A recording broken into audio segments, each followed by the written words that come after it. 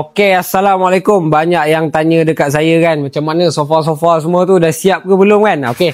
Macam sebelah sini ada customer request nak buat warna color dia gelap sikit. Jadi kita buat color hitam yang ni untuk side Cobra ni. Jadi kalau korang semua pun nak minta color macam ni pun boleh juga, kita boleh buat, okey? Okey, untuk yang kursi makan ni tengah kita siapkan juga. Tunggu masuk finishing saja, lepas tu kita tukar form semua, pasang cushion baru. Yang sebelah ni dah nak siap dah. Yang sebelah ni tinggal pasang dia punya finishing saja, lepas tu dah siap. Yang belakang ni masih tengah buat baru. Yang sebelah sini dah siap juga, tinggal last finishing saja. Last touch up tu yang paling kita nak tunggu kan untuk kita siapkan. Okey, untuk yang ni untuk new stock lah. Yang ni new stock, bukan yang customer repair lah.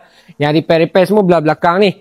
Yang ni dah siap juga. Kalau korang tengok yang ni, walaweh, sofa ni memang akan nampak baru. Bila dah siap dia akan nampak baru. Dan insyaAllah kalau korang nak buat repair sofa semua, boleh Roger kita. Kalau nak buat sofa baru pun sama juga, boleh custom Roger dengan kita terus, okey?